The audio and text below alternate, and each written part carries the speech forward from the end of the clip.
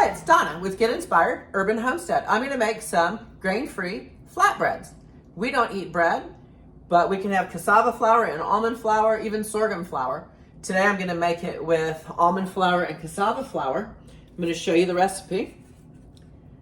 Take a screenshot. Maybe over here will be better, and I'll show it again at the end. So I'm going to take a cup of almond flour. I make these all the time. We eat them instead of hamburger buns. We eat them instead of bread for breakfast. And we can even put pulled pork on them, use them for a sandwich. Or even I will put date syrup on it and some whipped cream. And they're pretty tasty. So a cup of cassava flour. Cassava is actually a root. And let's see, it was a teaspoon of baking powder.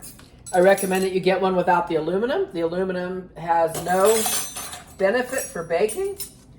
So you may ask yourself, what's it there for? Nothing good, that's for sure. And a teaspoon of salt.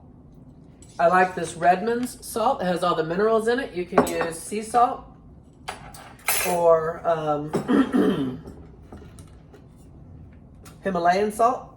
And I'm going to use a third cup of oil, avocado oil, but you can use coconut oil. You can even use lard. That sounds weird, but I was listening to a lady give advice, and she says she uses lard for baking pastries all the time. So I haven't done that yet, but I'm going to investigate it. I know that's weird because we're told it's bad for us, but it's a whole lot better than Crisco or something your body has no clue of what to do. So my recipe says anywhere from a half a cup to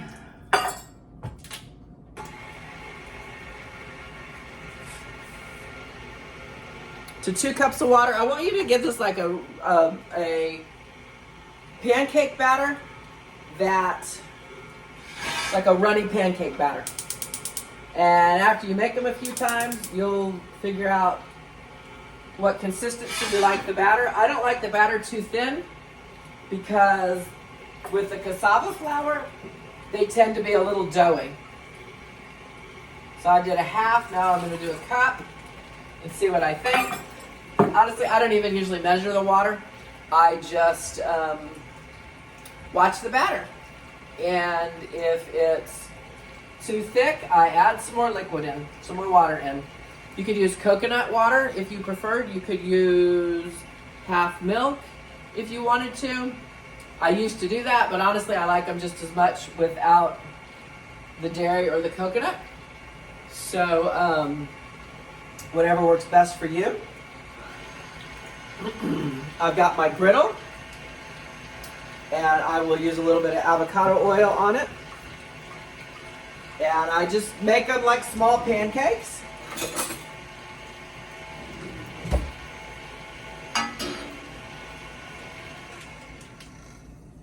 And if you wanted, you could use flour, regular wheat flour, white flour.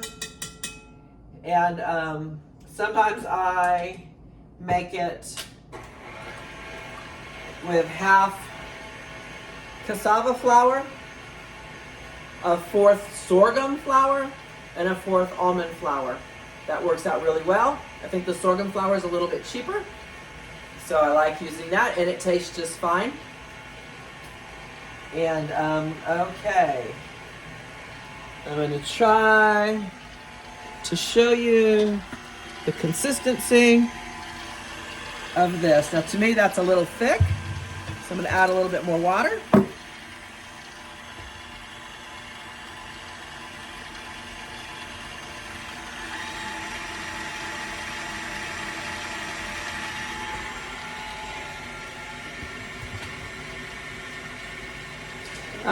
Thanks, video. Alrighty, so I'm going to scrape the bottom, and then we'll get to cooking them. And we'll cook a couple.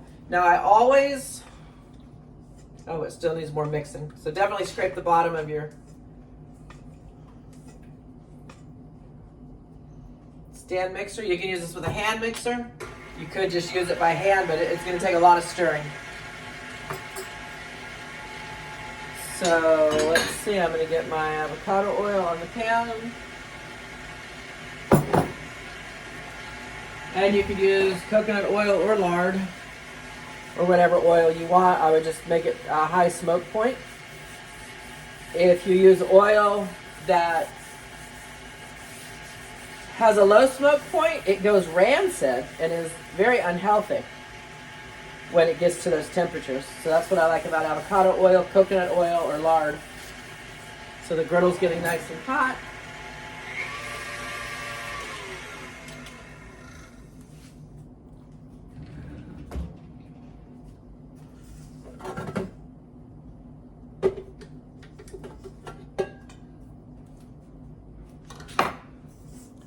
So it's nice and loose. And if I decide halfway through it's a little too thick, I can add some more water. And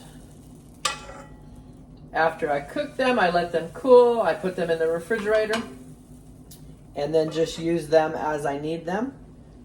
They freeze really well if you'd like to make extra.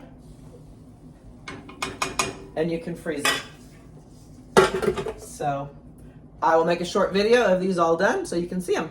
I hope this inspires you.